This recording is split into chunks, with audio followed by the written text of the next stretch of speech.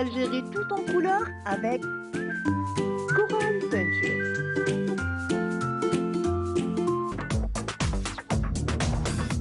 Ensemble, vivons le bonheur d'Algérie.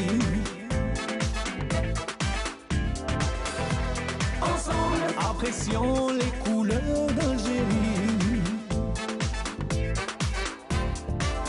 Le soleil, les merveilles du pays, un réveil de fraîcheur et de vie. Ensemble, vivons un moment de nostalgie.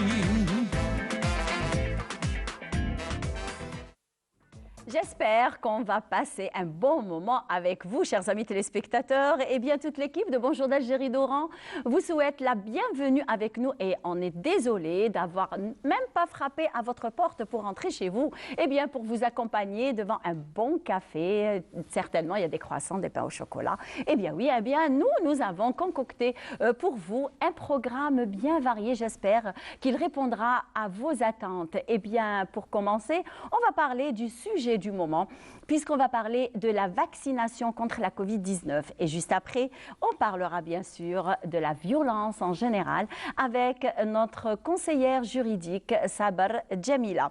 Et bien sûr, on parlera avec, on partagera le plateau avec l'association cynologique algérienne où il sera question de parler comment établir un pédigré pour nos toutous. Et bien sûr, on finira en beauté avec la star de Al-Hanwa Shabab. Eh bien, ça sera Abdellah Al-Kourd. Et voilà, j'y suis arrivée, j'espère. Voilà, donc, eh bien, on commence comme d'accoutumé avec une très belle chanson interprétée par l'un des meilleurs artistes oranais, Mohamed Alia, et on se retrouve juste après. صالحين في الدنيا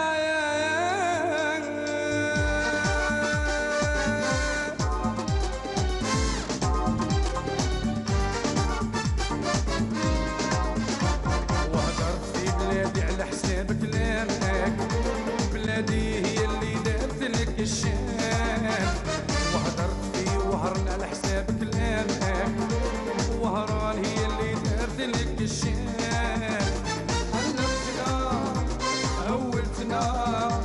وحنا تعلق مناوي تاع الشام علقتنا اولتنا وحنا تعلق مناوي تاع الشام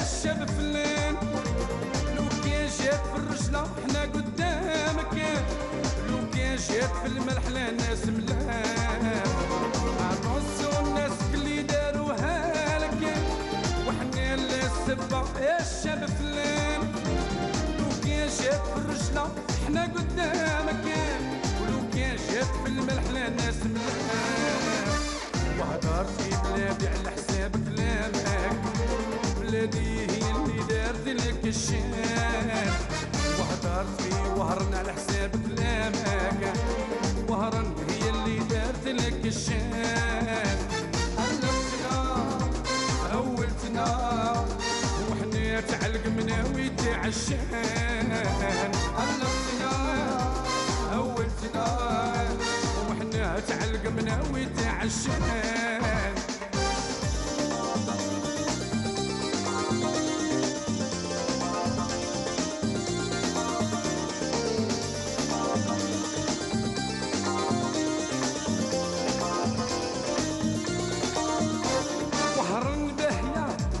ضيافها ناسها حرمة يعرفون الشام وروح سكسي قاع اللي زارها تدي الرسمي وتدي البيان وهرن دهية تكرم ضيافها ناسها حرمة يعرفون الشام وروح سكسي قاع اللي زارها تدي الرسمي وتدي البيان وهدرت في بلادي على حساب كلامك بلادي هي اللي دارت لك لك الشان وهدرت فيه وهرنا على حسابك لانك وهروان هي اللي دارت لك الشان علمتنا اولتنا وحنا تعلقنا ويدنا عالشان علمتنا اولتنا وحنا تعلقنا ويتعلمان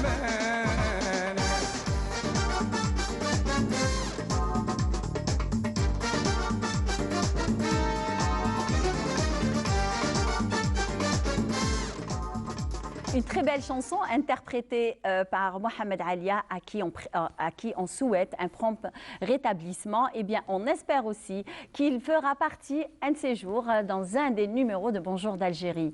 Eh bien, Wahran, il chantait Wahran qui a fait couler beaucoup d'encre sur elle, sur les différentes civilisations qui sont passées à travers les années depuis la création par les marins andalous en 902.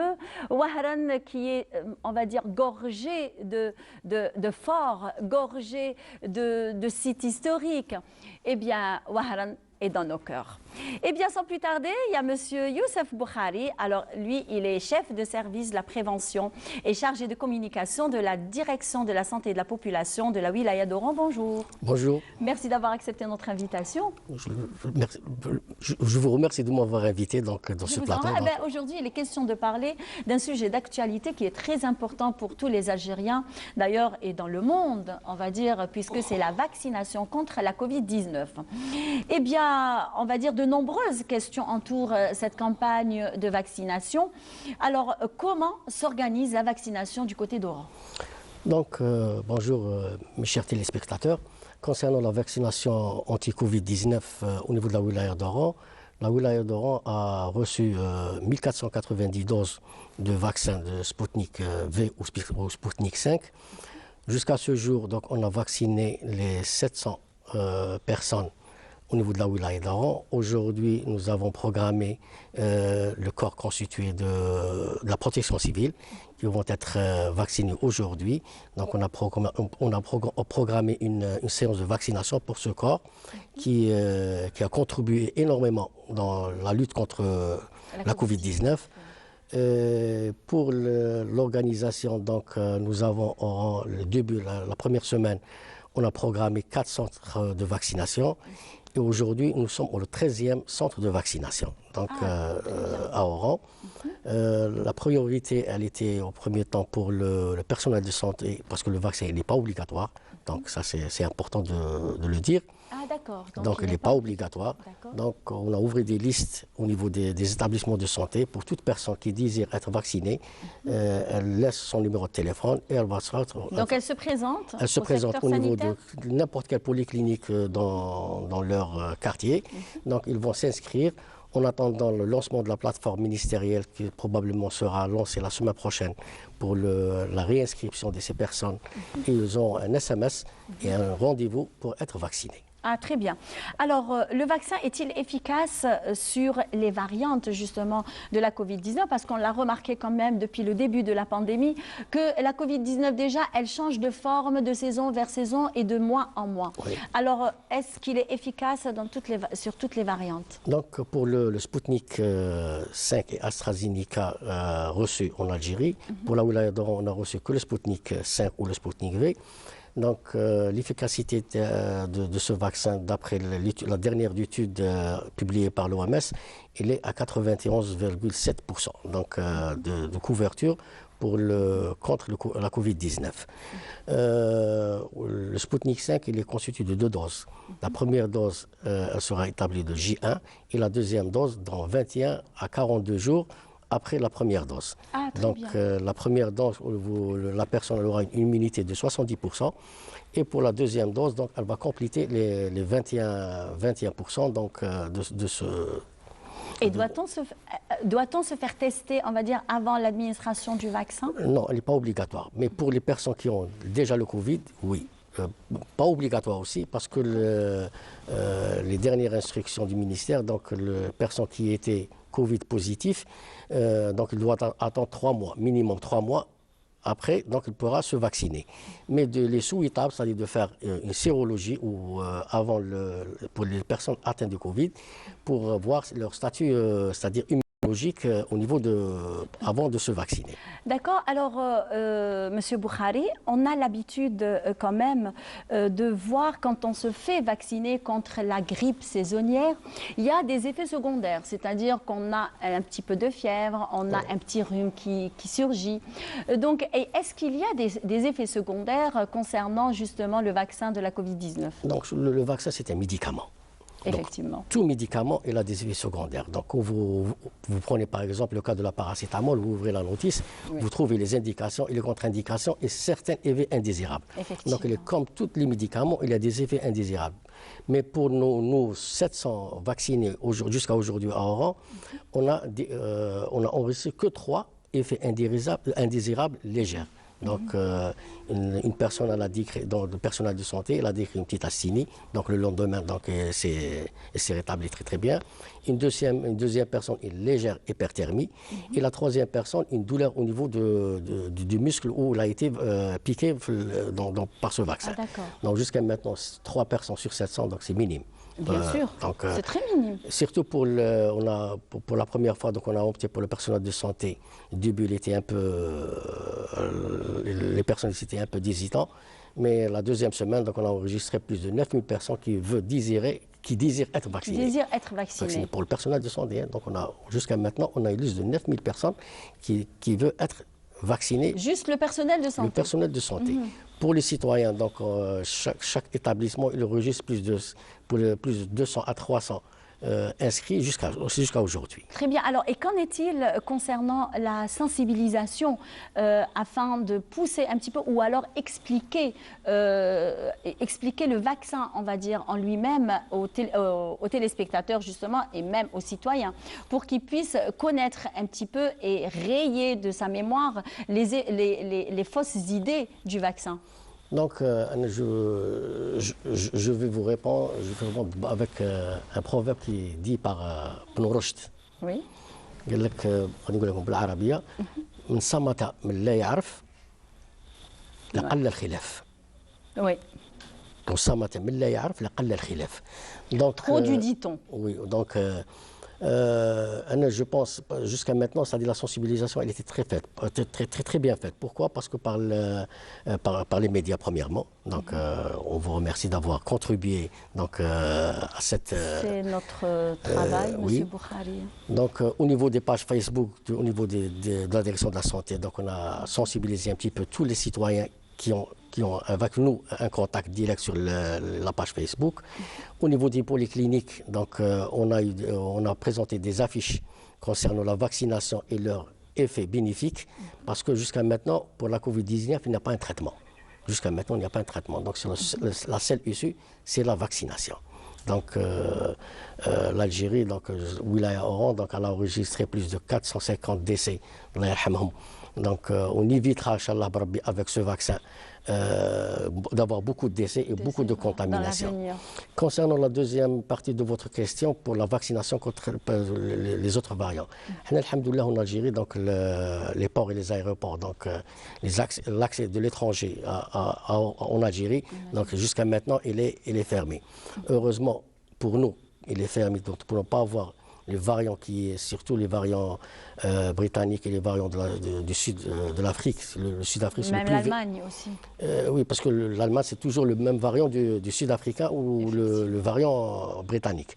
Donc, heureusement pour nous, comme je vous disais, donc, les portes d'Algérie étaient un petit peu fermées. Qu'on n'a pas eu, c'est une protection. Voilà, c'est une protection, alhamdoulilah. Donc, on fait par exemple les cas quotidiennement enregistrés. Moi, je vous parle de notre wilaya, de la wilaya d'Oran. Donc, on est à la moyenne de 30 et 40 jours sur près de 700 prélèvements au jour. Donc, quand vous faites un petit peu c'est-à-dire la balance, donc 30 prélèvements, plus 700 prélèvements, donc on obtient 30 à 40 cas par jour, parce que maintenant, à Oran, on a 10 établissements qui font la PCR. Donc, oui, 4 publics et 6 privés. Donc, tous contribuent à ce dépistage massif. Heureusement, le test antigénique, donc, il est disponible à Oran en quantité importante. Et la PCR aussi, donc, elle est disponible. Donc, alhamdoulilah, donc, le taux de contamination, il est très, très, très, très bas.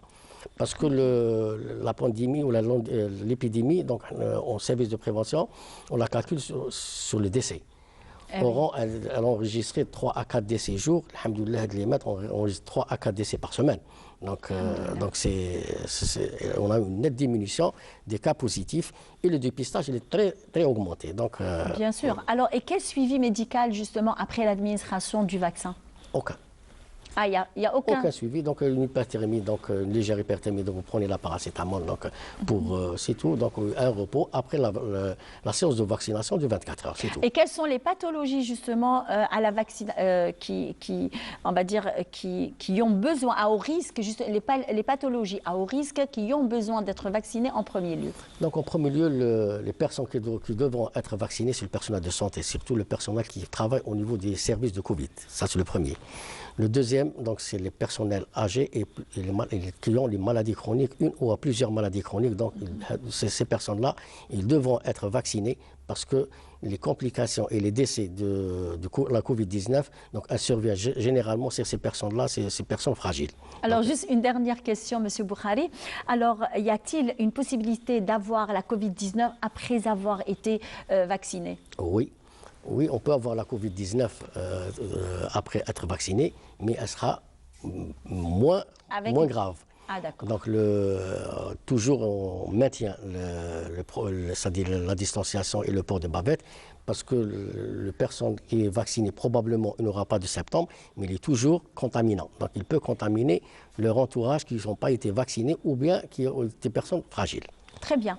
Merci beaucoup, M. Boukhari. Ce fut un plaisir et j'espère qu'on partagera ce même plateau dans d'autres occasions, Inch'Allah, et certainement concernant la Covid-19, parce qu'on continue quand même avec ce sujet et la vaccination continue justement. Donc, sans plus tarder, eh bien, le directeur de la station régionale d'Oran, M. Habib Hadri, avec son adjoint directeur, M. Driss Jaden, bien présent, et tout le personnel de la station régionale d'Oran présente leurs condoléances, leurs sincères condoléances à toute la famille Dahan pour le décès de leur fils, Monsieur Dahan Khalil. Rabbi yarhamou Inch'Allah, oui sabar ahlou Inch'Allah. Eh bien, sans plus tarder, on y va tout de suite avec Khaira Boutaleb, notre journaliste de l'information qu'on remercie. Alors, avec le sujet de la vaccination à l'EHU d'Oran, et on se retrouve juste après. C'est à l'EHU 1er novembre d'Oran qu'a vu le coup d'envoi la campagne de vaccination contre la Covid-19 avec la vaccination d'une dizaine de travailleurs au sein de cet établissement.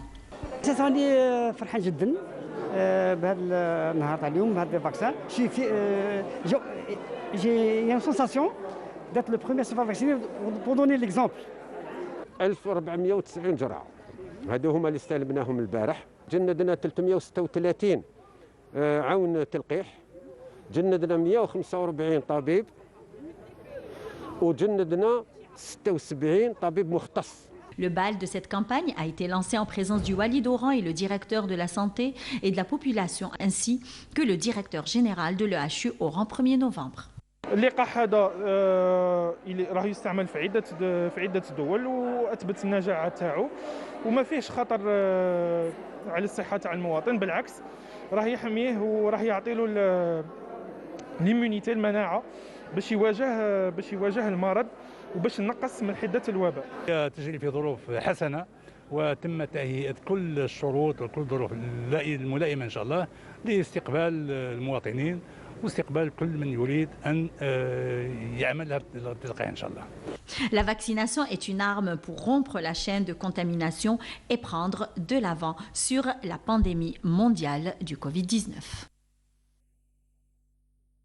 Eh bien voilà, nous sommes en compagnie de Saber Jamila, notre avocate et conseillère juridique. Bonjour. Bonjour. Ça va? Alhamdulillah. Bien? Bien, merci. Alhamdulillah. Bien, il sera question aujourd'hui de parler de la violence en général. Et bien sûr, il y a différentes violences punies par la loi. Alors, qu'a prévu le législateur? Mais avant cela, certainement, on va connaître avec vous quelles sont ces différentes formes de violence. Tout à fait. Merci. aussi, Imen. Donc, la violence, elle est multiple, variée, et par degré aussi. Donc, ça y va de la violence verbale, psychologique, violence physique et violence sexuelle. Voilà, quand on parle de violence sexuelle, c'est les viols. Hein.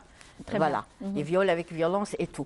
Donc, il y a plusieurs types. Le législateur donc, a prévu, et il a prévu des lois pour chaque catégorie et type de violence aussi. Voilà. Donc, on commence, il y a plusieurs. Il y a le parricide, il y a l'infanticide, il y a les violences conjugales, les violences privées, les violences commises dans la rue contre des personnes. Effectivement. Voilà, oui. les violences commises dans le milieu professionnel. Oui. Voilà, donc, et là, on va essayer de prendre les plus importantes parce Les qu'on violences est limité. conjugales aussi. Voilà, je viens de le Une citer. femme contre une femme Tout à aussi. fait, Il voilà. y a des voisins qui... Voilà, donc, alors, c'est un phénomène social qui prend de l'ampleur de jour en jour. Donc, il y a plusieurs facteurs, les origines à cette violence sociale. Hein. Mais ce qui la rend, c'est le facteur le plus important et la cause la plus importante qui explose cette violence en Algérie, c'est la consommation des drogues dures et psychotropes. Ah. À chaque fois, il y a un cas de violence. C'est qu'il y a quelque chose derrière. Voilà. Ben oui, c'est pas Donc, il y a normal. des personnes sous l'effet de la drogue, de la consommation, drogue dure et psychotropes. Hein. Donc, et ça, ce qui est très grave, c'est des drogues dures. Hein. Alors, le législateur a prévu déjà dernièrement, le mois d'août 2020, donc le législateur il y a eu un décret présidentiel, concernant les violences dans les rues. Voilà, par bande. Parce qu'on a vu. Ah oui, voilà, ça par nous bande de arrive, ça nous quartier, arrive voilà. de voir un petit peu deux bandes. C'est une guerre des gangs. Des fois, on se dit ça, c'est une guerre de gangs. Avec des armes blanches. Donc, c'est devenu très répandu et c'est devenu un danger social quand même. Hein. Donc, et c'est pour cette raison qu'il y a eu une promulgation de ce décret et la loi est très, très, très répressive dans ce rigoureuse sens. aussi. Voilà. Donc, concernant les violences, c'est-à-dire dans le milieu privé, conjugal. Oui. Voilà, c'est très répandu aussi. Hein. Beaucoup plus. Je pense que ça vient en premier lieu.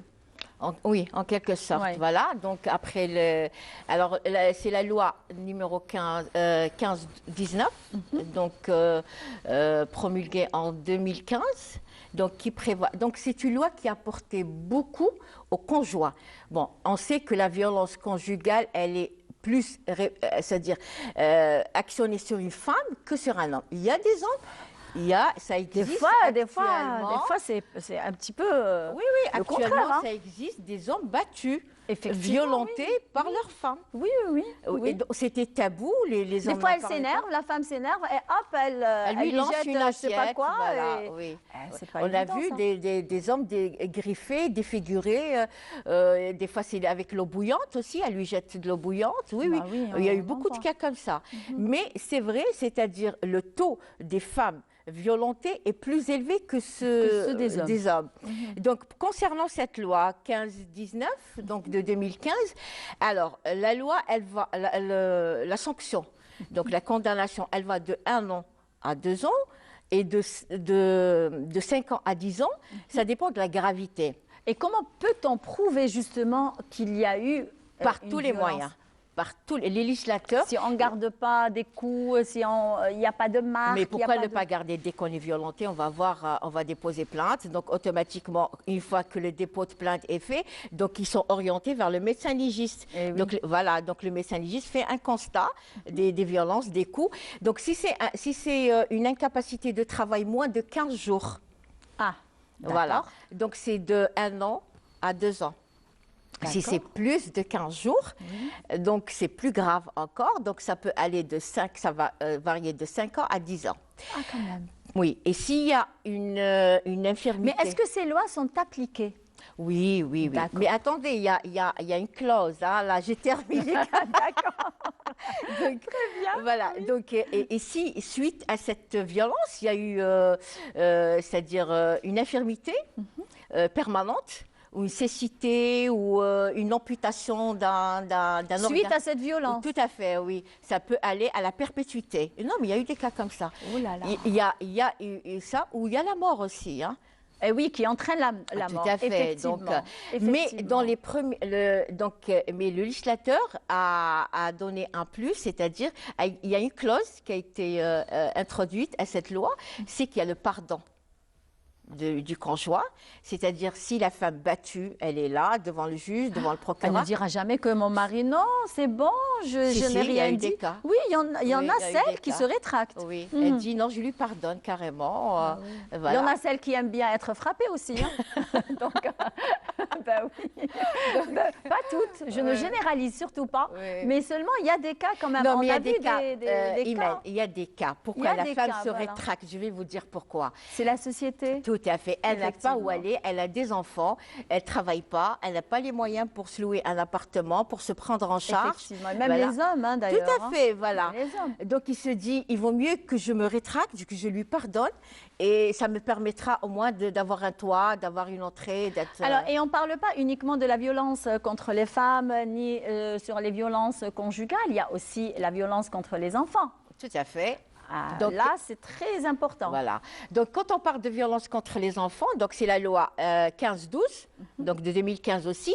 En plus, on sait que l'Algérie a signé et ratifié des conventions internationales en matière de la protection de l'enfant, avec l'UNICEF et tout. Donc, les enfants sont aussi. Donc, il y a plusieurs lois concernant les enfants. Ils sont super protégés, mais c'est-à-dire il faut avoir les outils pour les appliquer.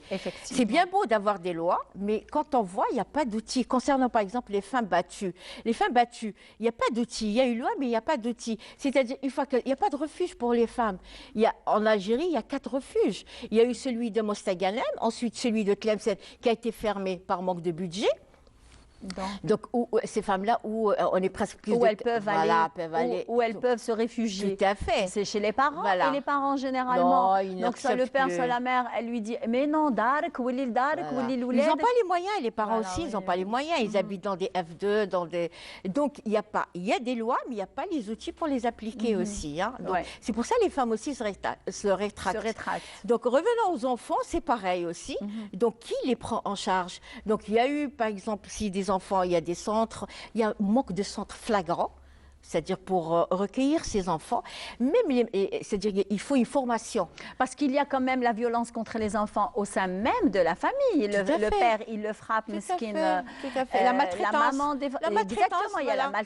maltraitance au sein même de sa propre famille. Mais on n'oublie pas aussi qu'il y a la violence au sein même des établissements scolaires. Ce qu'on appelle le châtiment corporel. J'allais y venir. Voilà. Donc, c'est une loi qui a été votée il y a bien longtemps.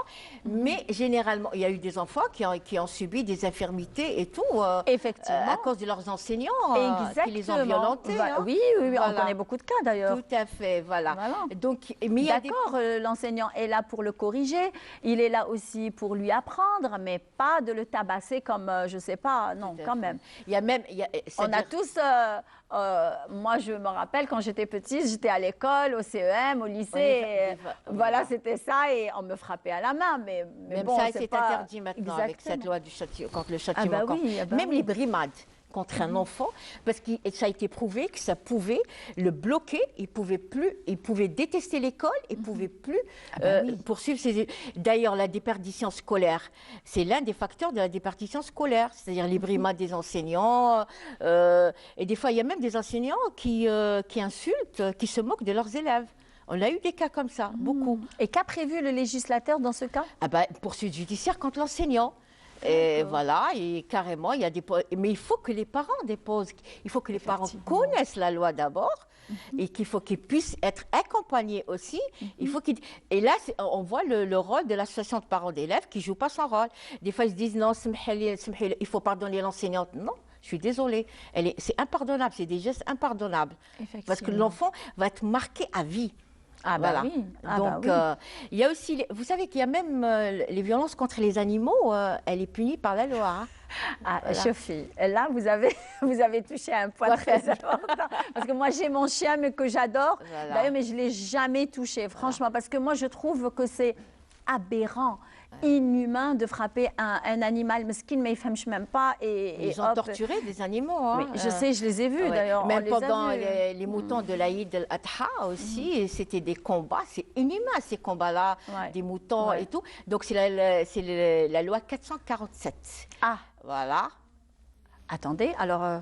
Je vais qu'est-ce vous qu'il la y a dans... noter. Attendez, alors qu'est-ce Voilà. qu'il y a dans cette Donc, loi la personne qui torture les animaux est punie par la loi. Elle en passe de- Algérie? Bah oui.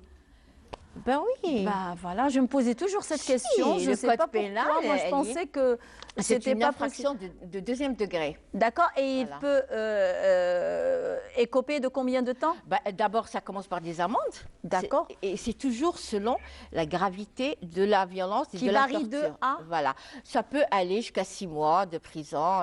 Voilà. D'ailleurs, même si vous déracinez un arbre, vous êtes puni par la loi. Ah bah oui, c'est contre la nature, ça, c'est Voilà. la violence contre la C'est-à-dire, nature. voilà, donc tout Voilà. est protégé dans cette société. Mais il faut appliquer, il faut connaître ses droits d'abord, il faut appliquer. Si on ne connaît pas les lois, il y a des avocats, demandez. Effectivement. Voilà, oui. demandez conseil. Alors, Donc, il y a aussi la violence verbale. voilà, donc Alors, qu'en est-il pour la violence ça, c'est, verbale? la violence verbale rentre. Bon, il y a la violence verbale et la violence psychologique. Voilà. Donc la violence verbale rentre dans le cadre des menaces verbales. Eh oui. Voilà. Donc دوك تشوف دوك تشوف غدوة Voilà. قلت لك ça c'est une violence. voilà. Les insultes aussi. Eh oui. Donc ça rentre dans ce cadre de violence aussi. Donc il y a les insultes, il y a les menaces, et il y a les menaces avec violence. التهديد بالعنف. Voilà. Donc ça varie donc entre 6 mois et 1 an. Voilà, plus des amendes de 150 000 dinars, voilà. Mais le plus important, c'est la condamnation pénale. C'est-à-dire Alors pour qu'elle dissuade les gens de ne pas, c'est-à-dire s'amuser à menacer les gens comme ça, à tort et à travers. Et qu'a prévu le législateur dans ce cas-là? Ah ben La violence verbale? Ah ben de 3 mois jusqu'à 1 an. Hein. Ah, comme ça, non? Voilà. Bon, ça, c'est surtout que c'est un sujet qui est très, très, très important. Voilà. Parce que des fois, on ne se rend même pas compte, on est en train de dire des injures, etc. Et on ne sait pas que ça, c'est une forme de violence Tout à qui fait. peut quand même entraîner, on va dire, des affaires de justice énormes. Tout à fait. Donc, il y a même aussi la cyberviolence. La cyberviolence, tout à fait. Donc on les voit sur les réseaux sociaux. Effectivement. Voilà, ça crève l'écran carrément. Ouais, ouais. Il y a aussi qui est très important, c'est la violence sur les ascendants légitimes. Voilà, donc père, mère, Oui. et les ascendants, tantes, oncles, qui soient paternels, Maternels. légitimes. Hein.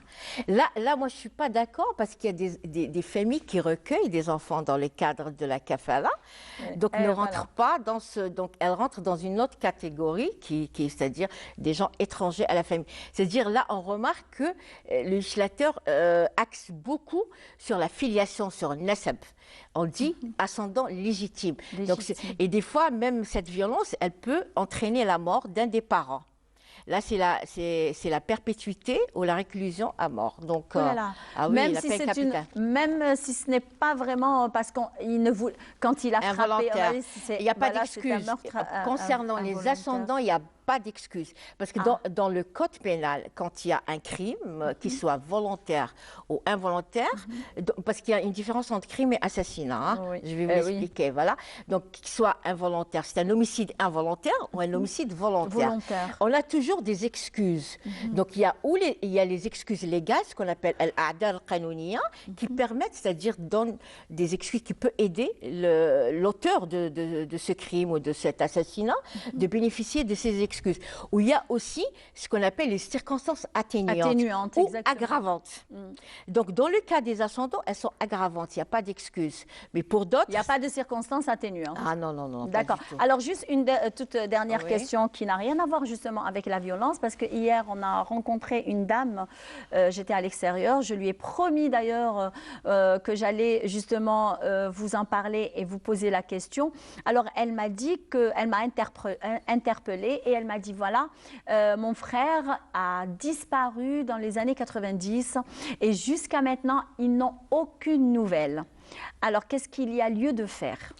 Voilà. Alors, madame, j'espère que vous êtes devant votre écran pour écouter, on va dire... 1990 Oui. D'accord. En Est-ce qu'il- 1996, elle m'a dit plus précisément. Voilà, la décennie noire, il y a eu beaucoup de disparus. Exactement. Voilà. Mais est-ce qu'ils ont entamé des actions au niveau des tribunaux, rien? Ah, je sais. D'accord, moi je vais lui donner la solution. Voilà. Donc la première, d'ailleurs ils ont tardé s'ils n'ont rien fait, hein. La première des choses, c'est d'aller devant un tribunal, entamer une procédure pour, c'est ce qu'on appelle, pour avoir un jugement déclaratif. D'abord, il faut déclarer sa disparition.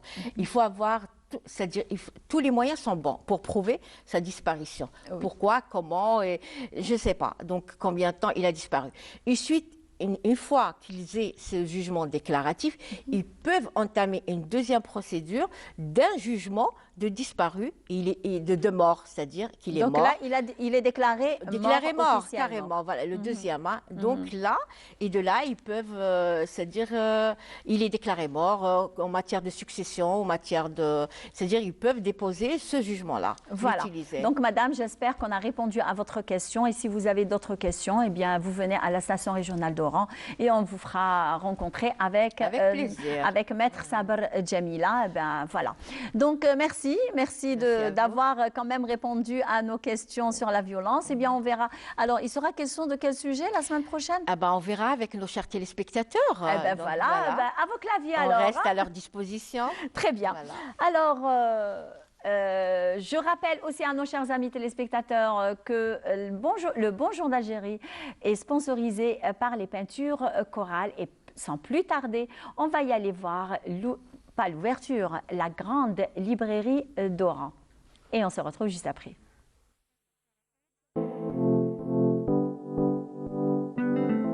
A fait son apparition à Oran la plus grande librairie, mais plusieurs milliers d'ouvrages de tout genre au grand plaisir d'un public passionné et féru de lecture.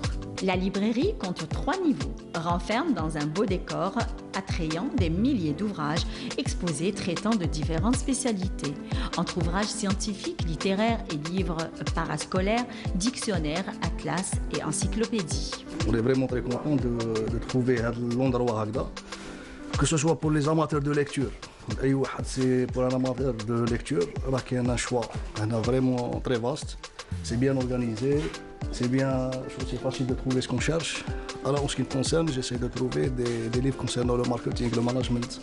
C'est mon domaine d'activité. Ça fait plaisir de trouver que ce soit même pour les étudiants, les tests de mémoire ou les préparent qui veulent s'améliorer, développer leurs connaissances. Cette nouvelle librairie offre une panoplie d'ouvrages aux passionnés du roman et d'autres œuvres littéraires. J'achète souvent des livres à mes neveux. J'essaye d'apprendre à lire à mon entourage plutôt. Je les apprends à lire. Donc j'ai acheté ça parce que j'avais déjà pris pour mon neveu et il veut encore. Et pour ma petite fille, elle a sa bibliothèque aussi. Le visiteur de cet espace littéraire meublera à l'occasion le vide dont il souffre en s'achetant de nouveaux ouvrages.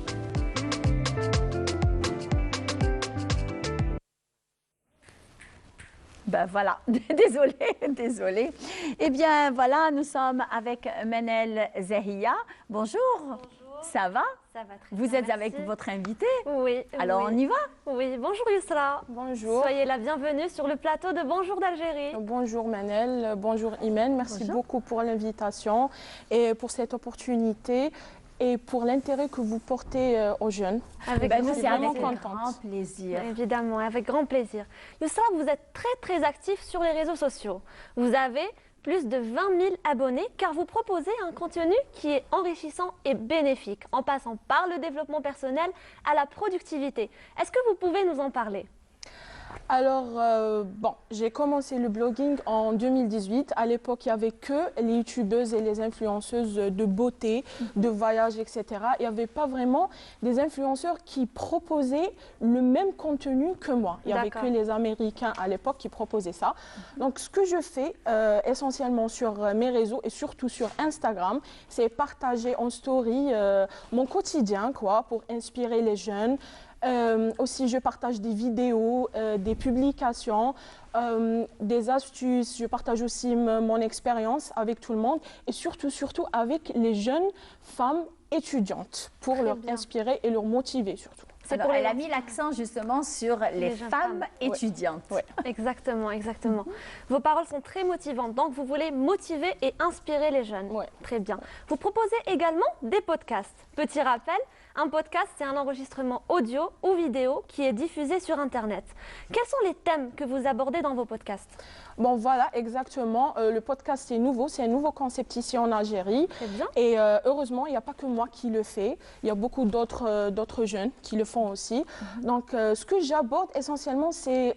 Je reste toujours dans mon domaine, tout ce qui est développement personnel, motivation, productivité, quoi d'autre, et aussi la planification, comment fixer des objectifs, etc., etc. Des fois, je fais des interviews avec d'autres influenceurs, des amis à moi. Ils partagent aussi leur expérience, leur quotidien aussi. Donc, Très voilà. bien, très bien. Selon vous, à votre avis, quelle est l'importance du développement personnel sur notre vie? Bon, tout d'abord, c'est quoi déjà le développement personnel? C'est l'ensemble d'activités. Vous avez bien fait de donner une explication. Oui, parce oui, que voilà. il y a beaucoup de questions qui tournent autour du développement personnel. Oui, chacun a sa définition. Donc, c'est quoi? C'est l'ensemble d'activités qui visent à améliorer l'employabilité, la conscience, l'esprit, l'état d'esprit d'une personne afin que cette personne puisse réaliser ses rêves et atteindre ses objectifs. Donc, en bref, le développement personnel, la plus simple définition, c'est ce que vous faites pour vous améliorer et améliorer vos perspectives dans la vie. Au quotidien. Oui, Au quotidien. c'est ça le C'est développement des routines personnel. au quotidien. Oui, Alors, est-ce qu'on peut oui. avoir, par exemple, pardon, hein, juste, est-ce que la formation de développement personnel, est-ce qu'on peut la suivre nous-mêmes? Ou alors, il faudrait qu'on s'adresse à des professionnels? Bon, c'est bien si on commence à nous développer nous-mêmes, à chercher des livres. De quelle façon? Voilà, bon, je vais vous expliquer. Donc, on cherche des livres. Il y a des livres de développement personnel. Il y a aussi des vidéos de motivation, des vidéos sur comment fixer des objectifs. Donc, c'est essentiellement ce que je propose, moi, dans mes réseaux sociaux.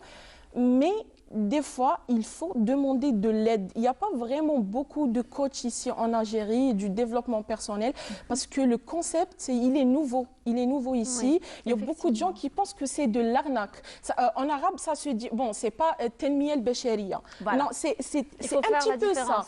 Oui, c'est un petit peu ça, C'est pas tout à fait ça ça. reste, oui, Voilà. mais ça reste un peu différent parce que le développement Et quelle est la personnel, différence? voilà, le développement personnel vise tout ce qui est, bon, c'est un concept méthodique. C'est de proposer des stratégies de développement, des talents, des compétences Pour qui sont s'améliorer. déjà existantes en nous-mêmes. Ah, C'est de d'accord. Afin de les viser révéler. les zones de faiblesse qu'on a et d'essayer d'améliorer ou de devenir expert dans tel ou tel domaine. Alors que Tenmiya Bashariya, Voilà. c'est quoi? Tenmiya Bashariya, on étudiait ça en géographie quand D'accord. on était CM, lycée, etc. Tenmiya Bashariya, c'est hors. Mais Dorka, récemment, je ne sais pas comment l'expliquer.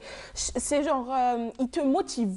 Il te montre pas. C'est de la motivation Oui, sans c'est méthode. c'est de la motivation. C'est de Ça la- il y a joue une sur absence de l'esprit. méthode. Voilà. L'esprit, oui. C'est juste, vous allez réussir, pouvez le vous faire. faites du bon travail, vous êtes capable, vous On êtes vous booste. compétent. On Oui, vous encourage. nous booste. Sans On nous encourage, orienter. sans nous orienter. Voilà, exactement. Sans nous orienter, sans nous donner des méthodes, des stratégies personnalisées, parce que chaque personne a son propre, comment dirais-je, Sa son propre propre méthode. rythme, son propre rythme. Personnellement, je travaille bien à 5 heures du matin. Je suis une personne matinale. Il y a des gens qui sont plus productifs Le soir. en nuit, le soir, Effectivement, à 1 heure du quand matin. Mon assistante, elle fait les tâches que je lui donne à 1 heure du matin. Et elle me le Parce donne. qu'elle Moi, veille. oui, Voilà. oui, voilà. Ce n'est pas le mode de vie. Donc c'est ça, le développement personnel, il vise plutôt ça. Plus que la motivation, tiens, toi tu vas réussir, toi tu es bien, toi tu vas faire ça. Non. Très, très Non, bien. c'est pas ça. Moi je trouve que le développement personnel, non, c'est plus prestigieux, mais Inch'Allah, un jour. C'est les plus gens vont méthodique, vraiment c'est plus dans reconnaître- l'orientation. Oui, reconnaître. Alors, pour ce le concept. concernant, on va dire, je m'excuse, Menel, c'est que je m'ai mis à chaque fois avec tes invités. Donc, c'est juste pour un petit peu comprendre un petit peu ce développement personnel et Tenmiya al-Bashariya, d'ailleurs, qu'on entend à tort et à Quotidiennement. travers et qu'on utilise aussi à tort et à travers, etc. Et ce n'est pas évident pour les téléspectateurs, ni pour nous d'ailleurs. Alors, est-ce que le développement personnel peut avoir un accompagnement dans les entreprises nationales, voire privées? Oui, bien sûr.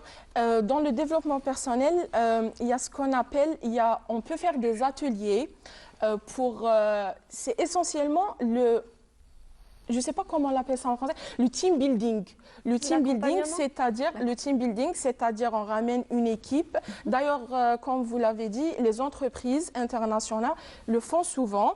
Donc, ils ramènent un coach de développement personnel, il fait des ateliers pour que les membres des équipes pour avoir un meilleur rendu. Oui, voilà. Pour les motiver. Ils vont se sentir à l'aise entre eux et qu'ils peuvent travailler en harmonie surtout. Pour qu'ils développent tout leur potentiel. Oui, voilà, exactement. Donc ça a un très grand impact. Eh bien, il faudrait qu'on rappelle aussi à nos chers amis téléspectateurs que Yousra est médecin en dentaire. Oui. Voilà. Docteur en médecine dentaire. Voilà, et docteur en médecine dentaire. Justement, comment vous réussissez à concilier vos études et la création de contenu? Alors, tout simplement, j'applique... C'est la superwoman. Voilà, vous n'avez pas encore compris. Non, tout simplement, j'applique les conseils que je donne à mes abonnés. Très bien. C'est ce que je fais tout simplement. Je me réveille tôt, je planifie ma journée, ma semaine. Je suis très méthodique. Je ne laisse pas une lacune pour un imprévu ou autre. C'est trop, non? C'est trop strict. Elle est bien organisée. Moi, je suis très... Mais je peux pas avoir... on n'a pas envie de faire un truc, ben on le fait pas. Hein. Donc... moi, non. C'est l'authenticité. Mais vous êtes trop carré, là. Moi, je pense que vous... Non, pas carré dans le sens carré. Oui, je comprends. C'est juste que vous planifiez vraiment vos journées. Pas A plus B, il n'y a pas une faille, il n'y a pas... Non. Pas de faille. Oh là là. C'est l'autodiscipline. C'est l'autodiscipline. Oui, il n'y a pas de faille. C'est beaucoup, non?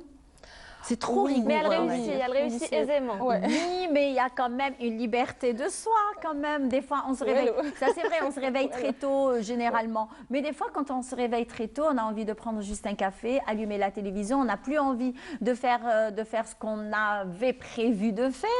Donc, on zappe la journée et hop, le surlendemain, on fait autre chose. Mais quand on travaille, quand on bosse, d'ailleurs, je suis interne en médecine dentaire, comme vous le savez. Donc, je fais un stage à la clinique dentaire, ici à Oran. Donc, je travaille toute la journée. Je travaille 2 fois par semaine. Et des fois, je travaille en privé avec ma cousine. J'assiste quand elle fait des chirurgies. Je l'aide aussi. Donc, je suis occupée tout le temps. Mais par contre, je programme des fois des journées off. Je fais rien. Oui. Eh ben moi, je vais pas vous appeler Yousra, je vais vous appeler Super Yousra. Super Yousra, Wonder Woman, donc ça va. Eh bien, parce que vous savez où est-ce que vous voulez aller. Effectivement. Voilà. Vous m'avez parlé de la planification, de la visualisation. En fait, elle se projette dans 3 ans, Justement. dans 5 ans. Voilà ce que je veux devenir, voilà qui je veux devenir. Et c'est ce qui vous pousse à faire tout ça, à être bien organisé. Eh bien, merci Manal Zahia, ça fut un plaisir. Et vous aviez quand même un très bon, on va dire, un très bon bout de chou qui beaucoup est de positivité sur ce plateau. Exactement, un bout de femme qui quand même, elle fait beaucoup de choses en même temps pendant la journée. Eh bien, j'espère que vous allez garder la même cadence jusqu'à un certain âge. J'espère. Merci. Eh bien, je pense même que vous faites la fabrication justement de ces carnets. Vous avez même créé votre propre marque. Oui. Voilà. Merci beaucoup. Je vous en prie. Merci à vous. Merci Imen. Merci Manel. Avec plaisir. Avec grand plaisir. Vous aimez le pamplemousse, les filles? Je suis allergique. Ah bon, au pamplemousse? Oui, je suis allergique. Et vous, Manel? Parfois, en période d'été. Moi, je l'ai essayé cette semaine, grillé au four avec un peu de cassonade dessus. C'est un délice, parce que je l'ai vu sur Internet. Donc, il fallait que je l'essaye d'abord, pour en parler. D'accord. Eh bien, on rappelle aussi à nos chers amis téléspectateurs que le Bonjour d'Algérie est sponsorisé par Coral Peinture. Et sans plus tarder, on vous propose de suivre les bienfaits du pamplemousse. Au revoir. Pas au revoir. Au revoir, Manel. Voilà.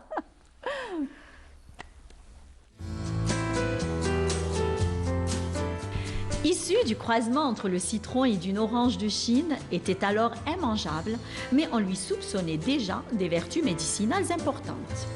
Le pamplemousse fut découvert en Jamaïque en 1800 par des Hollandais. Le pamplemousse recèle un grand nombre de bienfaits. Réduit le cholestérol, une consommation de 2 pamplemousses par jour aurait des propriétés de diminuer les taux de cholestérol et de triglycérides sanguins. Possède aussi des propriétés anti-inflammatoires. Détient aussi un pouvoir antiglycémique. Permet de lutter contre l'obésité. Car consommer un demi-pamplemousse par jour avant chaque repas pendant 12 semaines entraînerait une perte de poids importante.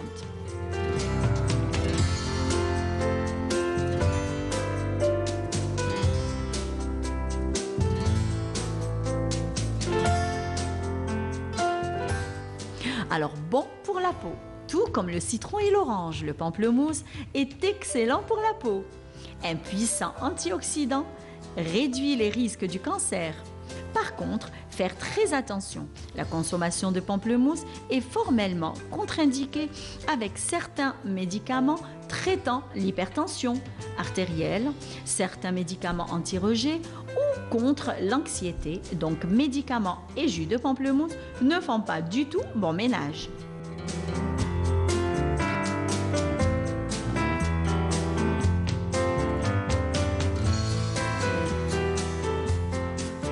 Le pamplemousse est un agrume qui se concrétise par sa légère amertume et riche en vitamine C et en antioxydants parfait pour affronter le climat hivernal. Apprécié pour sa fraîcheur et son goût légèrement acidulé qui se marie parfaitement avec les viandes et les fruits de mer. Oh là là, mais comment choisir le pamplemousse? Il doit avoir une peau lisse et bien ferme. Si sa peau possède des marques rosées, est très parfumé et juteux. Un pamplemousse assez lourd est également le signe d'un fruit très juteux.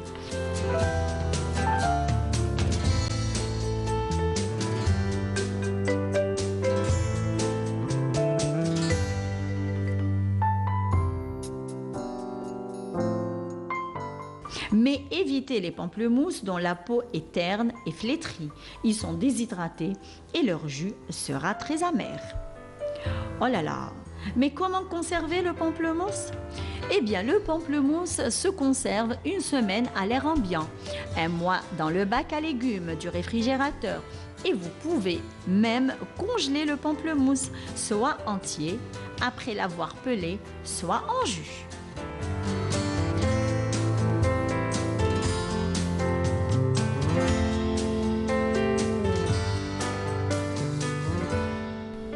Enfin, mais comment cuisiner et déguster le pamplemousse? En jus de fruits, en entrée, en plat et en dessert. Il se marie très bien avec la volaille, les fruits de mer, crevettes et poissons. En dessert, le pamplemousse est très léger, où on peut saupoudrer de sucre ou de cassonade. On peut aussi le griller juste quelques minutes au four. Peut-être ajouté dans une salade de fruits ou on peut en faire de la confiture et un carré de bonnes pâtes de fruits.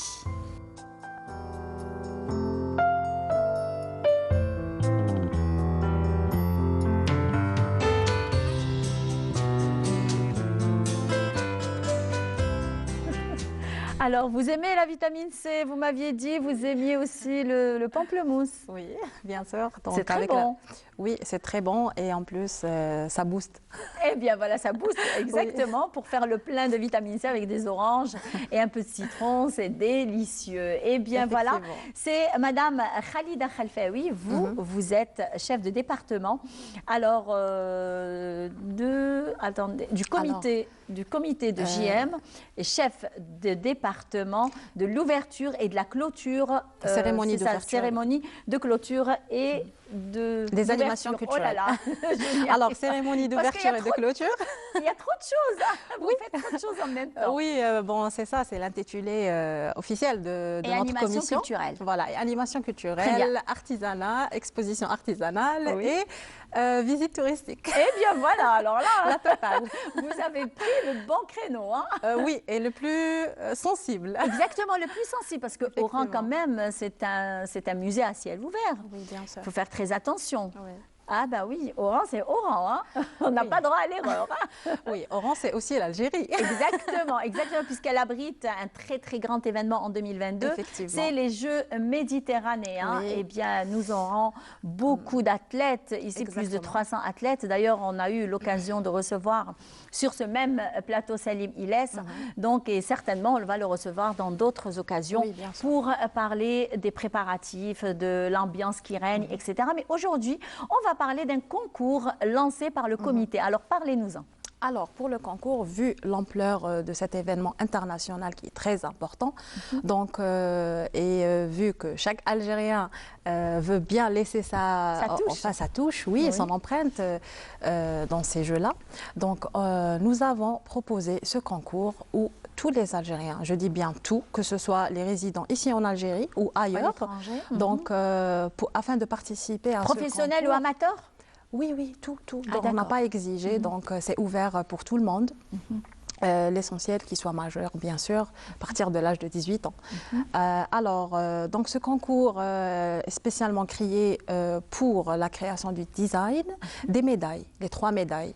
Or, bronze et... attribuées aux athlètes lors des compétitions de 2022. Voilà, lors de la cérémonie de remise des médailles. Voilà. J'espère qu'on aura une médaille, nous aussi. Hein. Bien sûr, pourquoi pas. Très mais bien. Ça sera commémoratif, pas celle-là. Voilà. On n'est pas des athlètes. Non, malheureusement. Voilà. Non, mais bon, chacun son domaine. Hein. Oui. Très bien.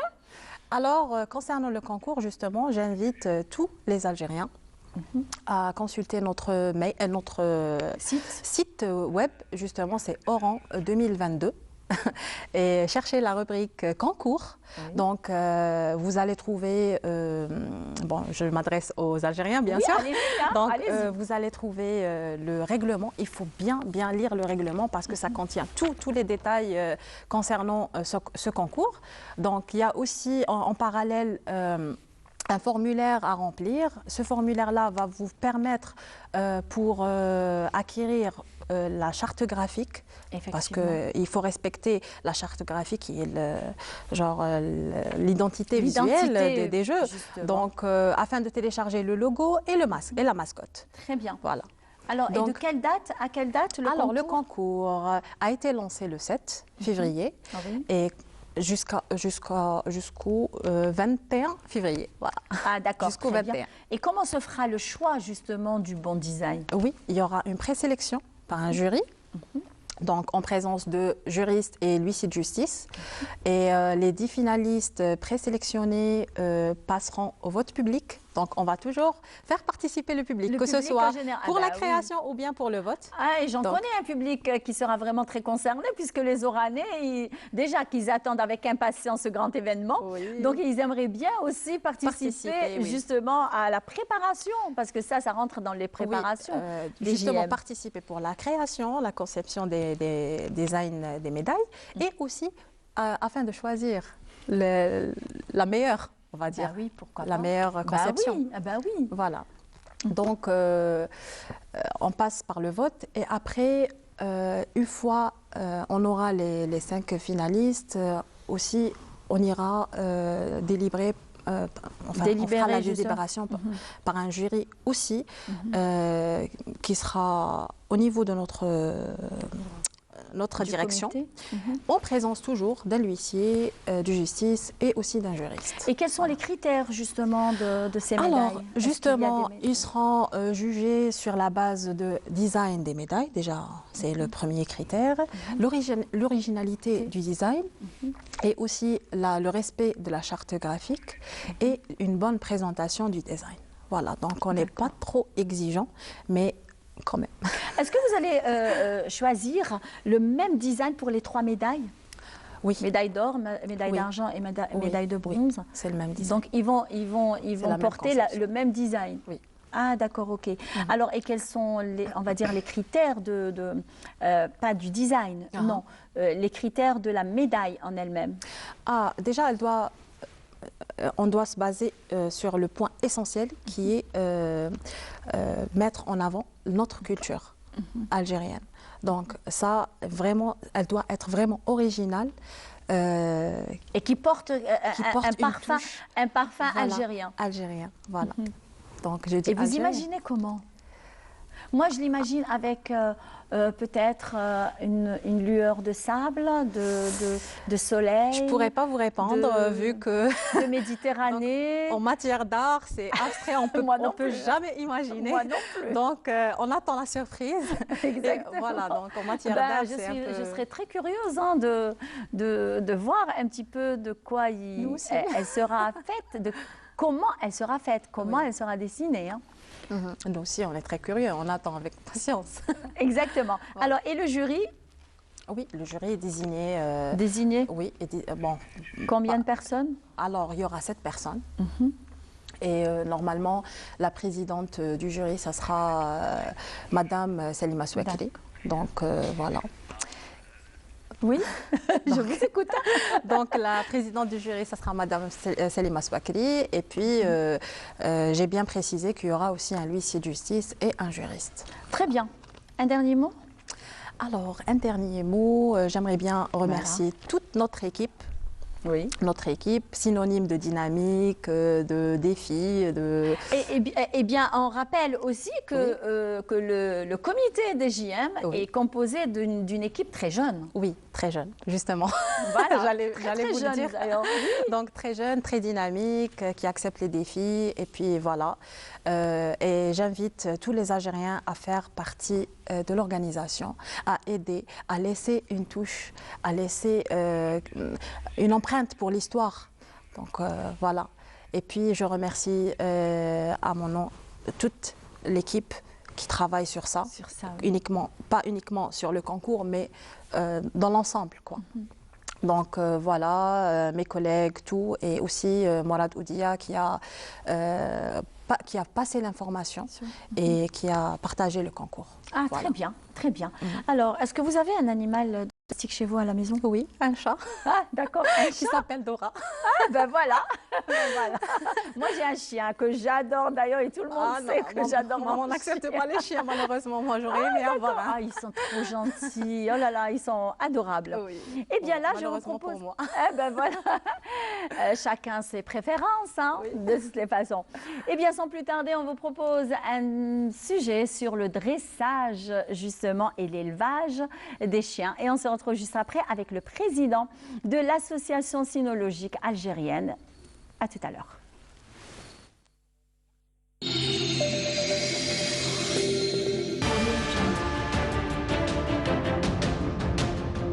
Enfin une peinture algérienne aux normes internationales. Tous vos besoins en peinture intérieure, peinture métal, préparation de support ou peinture extérieure, choisissez Coral Peinture. Coral Peinture, c'est l'IMA à faire.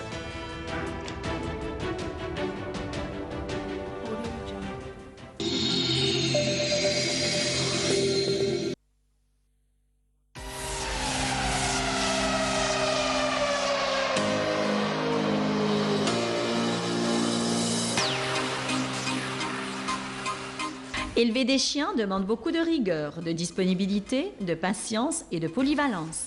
Il faut porter une attention constante à la santé de ces chiens. Leur donner une alimentation équilibrée, tel est bien le cas du passionné de chiens qui en a fait de cette passion un métier. Je suis un éleveur passionné depuis mon enfance, éleveur de multiraces, reconnu par la Fédération canine internationale. Multiraces. Actuellement, j'ai 4 races disponibles dans mon élevage. La première race, c'est le berger allemand, beauté et travail. La deuxième race, Rottweiler. La troisième race, c'est le berger belge malinois. Et la quatrième race, le husky.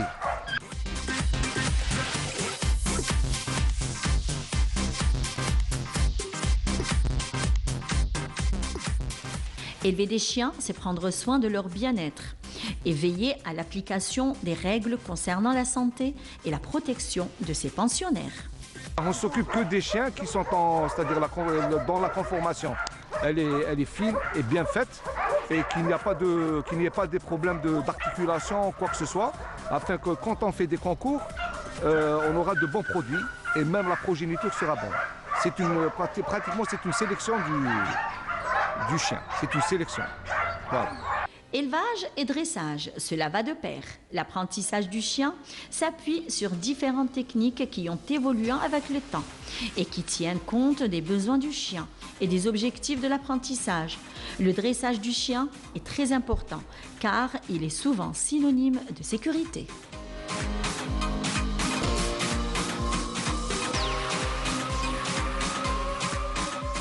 Eh bien, quand on parle d'animaux, eh bien, je suis toute souriante avec un grand sourire là qui s'affiche. Et là, nous sommes avec le président de l'association cynologique algérienne, Hicham Abdelli. Bonjour. Bonjour Iman, Merci bonjour les téléspectateurs. Merci pour cette invitation. Merci à vous. Merci à vous. D'ailleurs, de venir nous parler de cette association. Alors déjà, depuis quand elle existe? Donc, l'association cynologique algérienne, elle est enregistrée au ministère de l'Intérieur et des collectivités locales depuis le 23 octobre 2013. D'accord. Donc, elle a pour but socio-professionnel. Très bien. Alors justement, quel est le but de cette association? Donc voilà, l'association a pour but... Plutôt avant le but, il faudrait voir quelles sont les activités de l'association. Ces activités, alors, elle opte pour le développement et l'organisation de la cynophilie en Algérie, notamment l'élevage canin en Algérie, donc de patronner, elle patronne aussi toutes les compétitions et championnats nationaux et internationaux en Algérie, de promouvoir l'élevage, comme je l'ai dit d'ailleurs, de promouvoir l'élevage, de promouvoir la recherche scientifique donc, dans le domaine canin, et bien sûr représenter l'Algérie aux festivités canines au monde. Ah, parce qu'il y a la participation de l'Algérie, justement, elle est très importante dans les compétitions internationales, chose qu'on ne savait pas.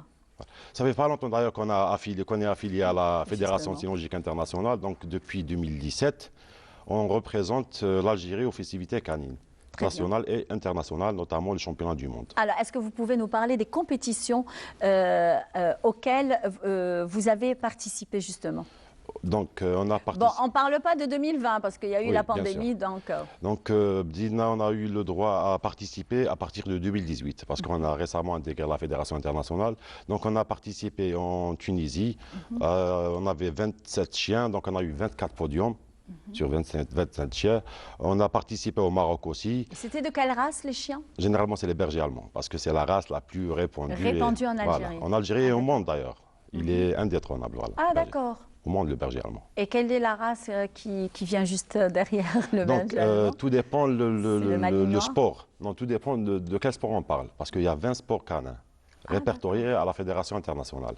Donc pour la beauté, c'est le berger allemand, le travail, c'est le malinois, c'est le rottweiler, c'est le berger gris, donc ça diffère des disciplines. Là, vous avez dit le rottweiler, d'ailleurs c'est une race que j'aime beaucoup et qui suscite beaucoup de, on va dire, les gens parlent beaucoup de cette race qui disent qu'elle est vraiment très dangereuse. Pas du tout. Alors il n'y a pas un mauvais chien, il y a un mauvais maître. Tout dépend comment on élève et on éduque notre chien. Il n'y a pas de mauvais chien, il n'y a pas de mauvaise race, où il y a une race agressive, plus agressive que l'autre. Ça n'existe pas, ça dépend comment on a éduqué et élevé notre chien. Très bien. Alors là, je passe à une question qui est très très importante parce qu'à l'étranger, on voit quand même quand ils acquièrent, on va dire, des animaux, des chiens en particulier, donc ils ont leur pédigré. Oui. Alors qu'est-ce qu'un pédigré déjà de chien? Justement, c'est le principal travail de l'ACA. Donc, le pédigré d'un chien, c'est quoi un pédigré? Un pédigré, c'est un document qui atteste l'origine et la pureté de la race. Donc, c'est en quelque sorte l'état civil du chien. D'accord. Voilà. Alors, et comment se fait le pédigré en Algérie? Donc, pour avoir un pédigré, il faudra d'abord être inscrit au registre initial de l'espèce canine ou bien au livre d'origine de l'espèce canine. Donc, c'est deux livres différents. Le registre initial de l'espèce canine, c'est un registre dont on ne connaît pas les parents des chiens. D'accord. Et le livre d'origine de l'espèce canine, tout d'abord, les parents doivent être confirmés.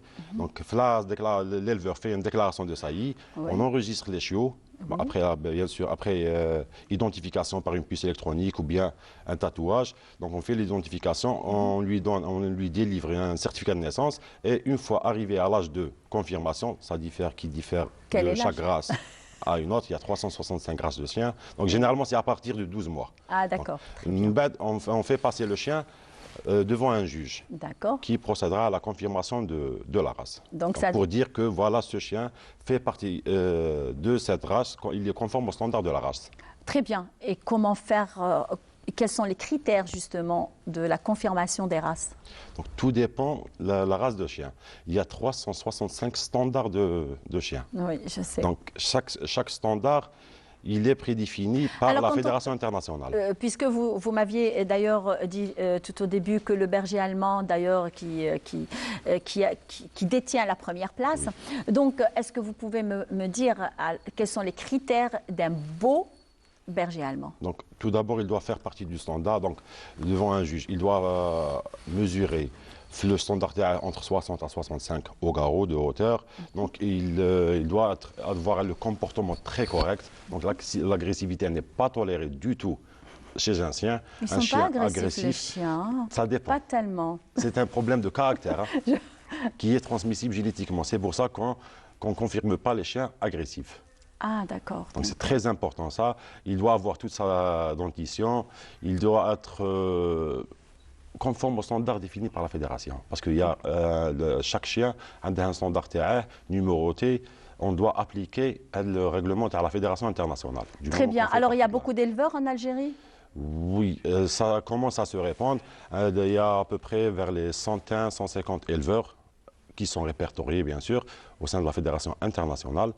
Plus, on essaie d'inciter les gens à... Parce que c'est nouveau en Algérie, donc ce n'est pas évident donc, de faire comprendre qu'on a besoin de confirmer nos chiens, de les inscrire, de les vacciner. Donc on essaie de faire en quelque sorte la sensibilisation. Voilà. Très bien. Donc, en dernier mot, je tiens à vous remercier. Non, oui. Sans le remercier, ce que vous avez justement à nous rajouter sur la détention d'un chien et comment, de quelle façon, à qui peut-on s'adresser pour faire son pédigré? Parce que des fois, la majorité des familles, il y en a beaucoup d'ailleurs qui détiennent des chiens à la maison. Mais ils n'ont pas de pédigré. Ils savent que ça, c'est un Rottweiler, ça, c'est un berger allemand, ça, c'est un malinois, ça, c'est un caniche, ça, c'est un croisé. On parle beaucoup de croisés, justement. Oui. Alors, mais comment prouver que ces chiens sont effectivement un Rottweiler, effectivement un berger allemand, effectivement... Il est bon à savoir qu'il y a deux types de confirmation. Il y a la confirmation par génotype et par phénotype. Malheureusement, par génotype, on ne peut pas le faire en Algérie parce qu'on n'a pas de sécateur d'ADN. Donc, on procède à la confirmation par phénotype. Donc, pour les gens qui n'ont pas de pédigré, c'est de cette catégorie-là que je veux parler. Donc, les gens qui n'ont pas de pédigré, on commence par l'identification du chien et on l'inscrit au registre initial, donc un livre d'attente. D'accord. Donc, il doit passer à la confirmation par phénotype, donc on le présente devant un juge. Moi-même, d'ailleurs, je suis un juge. Donc on s'adresse à vous. Il n'y a pas que moi à la Colléhal, on est 6 juges répertoriés au répertoire international, mais je suis le seul multirace en Algérie. Donc voilà, on présente le chien qui procède à la confirmation, mais ça ne prouve pas que c'est un pur race. Donc pour dire que c'est un chien, voilà, parce qu'on ne connaît pas ses parents. Et on n'a pas de sécateur d'ADN. Donc pour dire que c'est un chien de pure race, on doit attendre jusqu'à la 4e génération. Alors là, juste un dernier point. Donc, quand on dit, par exemple, que moi j'ai un Rottweiler, il peut ne pas être un vrai Rottweiler, il peut ne pas être aussi un vrai berger allemand, et ainsi de suite. Ah, d'accord. Donc, attends la 4e génération pour en être sûr que c'est voilà un Rottweiler. Mon Dieu, donc on va attendre longtemps. Donc, c'est ça le travail des éleveurs, de sélectionner et d'améliorer en quelque sorte le cheptel algérien. On essaie de trouver des lys et des étalons qui sont beaucoup plus, disons, conformes aux standards. Flassaï, donc, qui nous donne des chiens de race. Eh bien, très bien. Merci beaucoup d'avoir accepté notre invitation. Merci et on viendra voir ces beaux chiens, parce que moi, je les ai vus, hein, de toutes les façons. Très bien. Alors, on rappelle aussi à nos chers amis téléspectateurs que Bonjour d'Algérie est sponsorisé par les peintures Coral, et c'est en plus tarder. Alors, c'est un sujet sur la formation de la voix en off, et signé Selim Skandar. Vous pouvez laisser un message vocal en composant l'étoile. Ces voix sont enregistrées par des professionnels.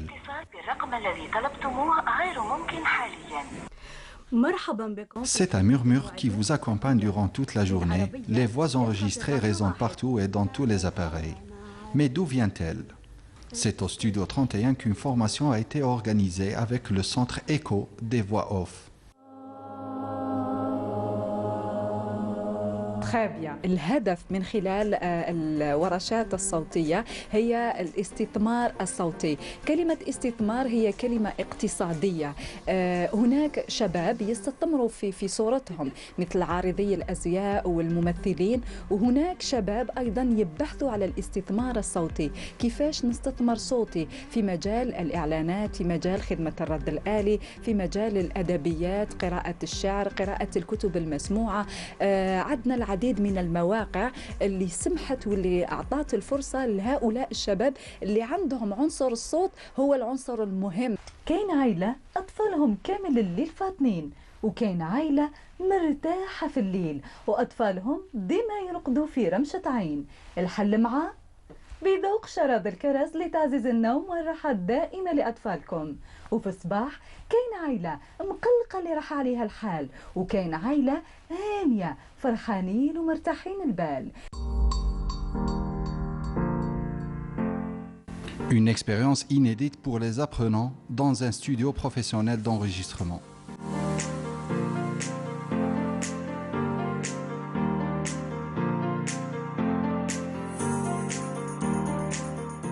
شفت الدورة هذه قلت هذه الفرصة نتاعي نروح نستثمر صوتي، والحمد لله خرجت من الدورة ما شاء الله. يعني كنت هاوي أن الآن وليت يعني شبه محترف. صدر الاستوديو يعني با كونسي ماشي مدير غير باش يلعبوا يسجلوا فيه الموسيقى. الاستوديو يسجلوا فيه، نجيبوا دي فوا دي ناراتور يهضروا فيه، دوك اللي يهضروا في الدوكيومونتير هذوك الاصوات يتسجلوا في الاستوديو. دي فوا عندنا الناشد الديني، تجويد القران، هاد الصوالح كاين داروا في الاستوديو. صافي ما نديروش غير الموسيقى، توسكي تسجيل صوتي نديرو حنايا سي بارابور على كاليتي تاع الصون باش صافي البرودوي يوصل للكونسوماتور يسمعه بصوت في لي نورم. La formation s'est terminée par la remise des diplômes, le début d'une longue aventure pour accompagner les oreilles distraites.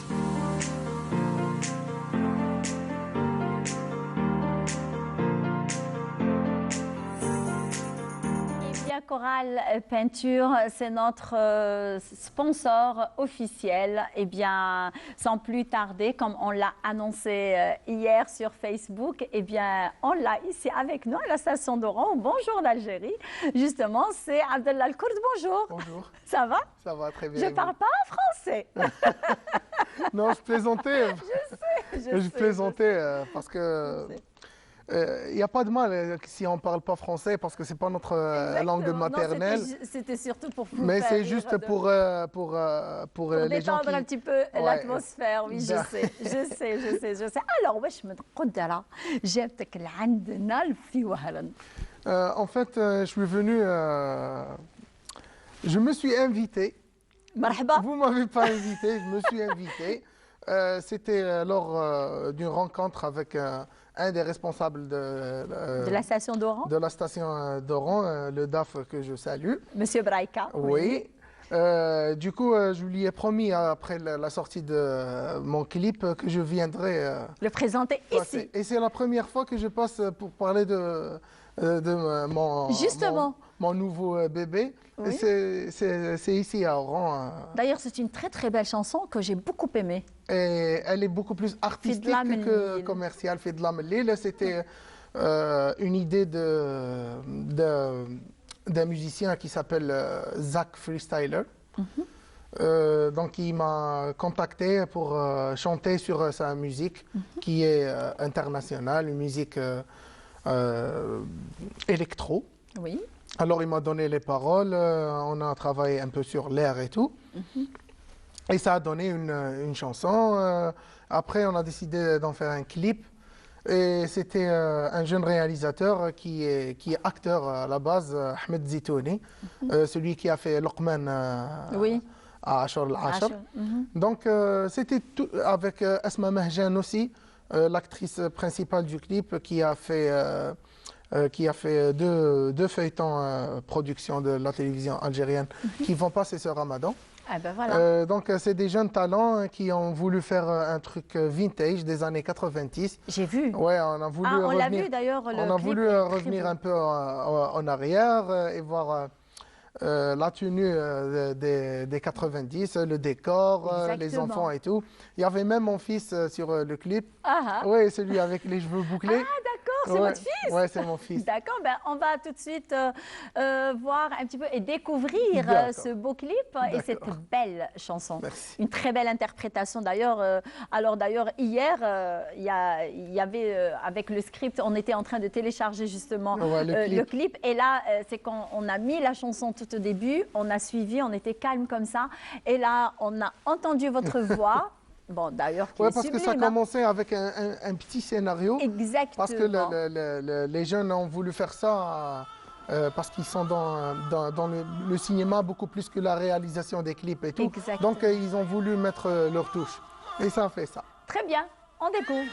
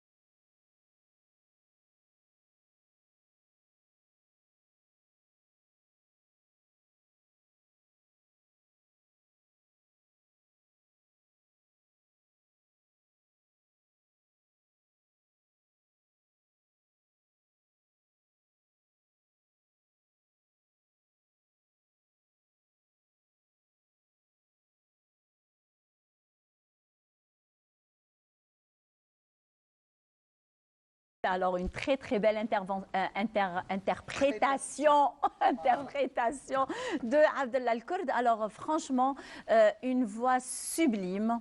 Merci beaucoup. Voilà. Alors, et même la chanson est très, très belle. Alors, ce que je vais vous poser comme question, alors, le texte qui a été écrit par qui? Par Zach Freestyler. Avec quelques modifications, bien sûr, entre amis, parce que c'est un travail de groupe. On s'est dit pourquoi on ne met pas ce mot à la place de ce mot, hein, ça fait un peu un nouveau truc, des trucs qui... On a essayé d'avoir une mélodie simple pour que tout le monde peut... C'est ce qu'on a remarqué d'ailleurs, mais vous avez changé de style. C'est tout, après il faut donner la chance à l'auditeur et qu'il peut la chanter et qu'il peut la répéter. Et c'est ce qui fait les réussites des chansons. D'ailleurs, la chanson de Mli Rahti Yamma, celle du feuilleton, a réussi parce qu'elle était, comment dirais-je, les paroles étaient simples. Et il parlait de la société, que ce soit algérienne ou... كامل الناس يحبوا يماهم. Bah oui. Je l'ai dit en arabe pour que tout le monde... Non, non, non.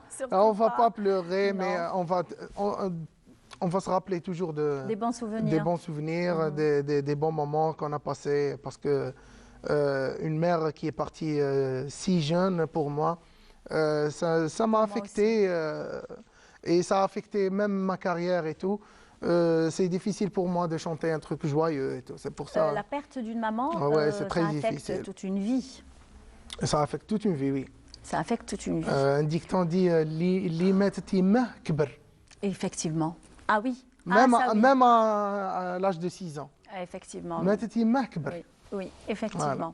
Alors, je vais demander à Abdellah Al-Kurd pour détendre un petit peu l'atmosphère. On ne va pas rester, on va dire, pour ne pas pleurer nos mères.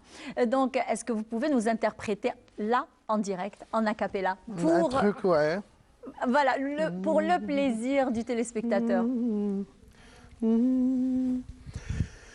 يا بين الحيطان يا مهراني ماني هاني معي تنقول كاتبة في قلبي معي تنقول كاتبة في قلبي واللي كان أسبابي في عذابي ندعي دعوة والغالب ربي ندعي دعوة والغالب ربي يا ولاد الناس مشي بوادي مشي بوادي أولاد الناس ماشي بونديا. Bon, je suis à l'ouest, mais j'ai chanté un truc de l'est. De l'est, exactement. Ouais. D'ailleurs, j'allais vous dire que voilà, donc l'origine ressurgit. Moi, je suis originaire de Sidrata, exactement, de Sougaras. Oui. Du coup, tout ce qui est Chewi, Staif et même des frontières tunisiennes, le Kef. C'est votre dada. Voilà. Est-ce que vous avez, si vous avez interprété justement, vous avez repris une chanson du grand maître du Rabi Ahmed Wahbi.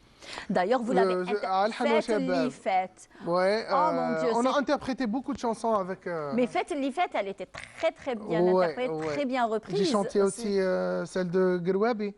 Effectivement. Dans une émission, dans une autre chaîne télé.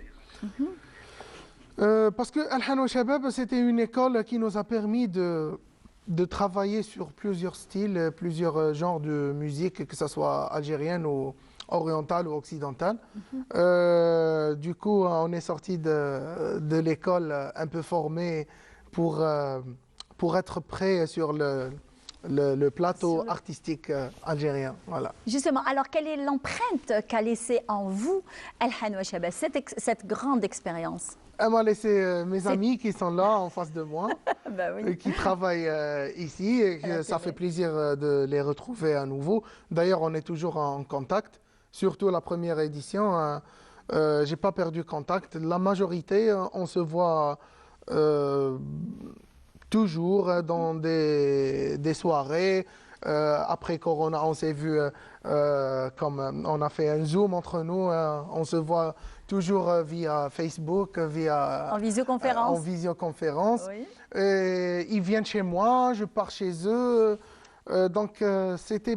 D'où votre visite justement. C'était pas juste une expérience musicale ou un concours là où j'ai gagné. Non, c'était un relationnel. On se connaît mine de rien. Ça fait depuis 16 ans qu'on est toujours en contact. Et on a fait beaucoup de projets ensemble et on en fera encore d'autres projets. Alors, juste une toute dernière question. Alors, quels sont les projets justement de Abdellah Al-Kurd? J'ai un nouveau projet avec toujours le label Third et Zach Freestyler DJ, une autre chanson, un peu plus calme. Dans le sentimental? Ouais, c'est un sentimental, peut-être sentimental, mais qui parle de Denia. De la vie. De Denia, وحوالها وشرا دايره فينا. Voilà. Donc, parce que le sujet Denia et le sujet l'homme, c'est des sujets qu'on peut développer. ما تجبدناش على الام s'il vous plaît, parce que vraiment c'est un sujet. Parce que si on voit un projet sur Denia et tout, plusieurs projets te donnent envie de travailler sur le même projet. Effectivement. Et c'est la même chose pour on dit Loualdine, voilà. Effectivement. D'accord. Ils sont irremplaçables d'ailleurs. Oui, je passe le bonjour à mon père. Rabbi khallihu lak, Inch'Allah. Très bien. Eh ben, merci Abdallah, ce fut un plaisir. Merci beaucoup, ce fut un plaisir d'être parmi vous. Et j'espère que ça ne sera pas la dernière fois où vous allez passer à la station d'Oran. Alors, et particulièrement, il y a Amel Elmi de la centrale de Bonjour d'Algérie qui vous passe le bonjour et qui vous dit alors là, c'est où est ma caméra? Elle est là. Oui, elle est salut là, Amel, salut. La prochaine fois, ce sera avec toi, Inch'Allah. Voilà. Donc, eh bien, merci beaucoup. On vous souhaite, chers amis téléspectateurs, de passer un bon week-end, un bon jeudi. Alors, profitez parce qu'il va faire très, très, très beau. Alors, avec des sorties, pourquoi pas. Alors, quant à moi, je vous retrouve le jeudi prochain de la station régionale d'Oran. Et hop, générique.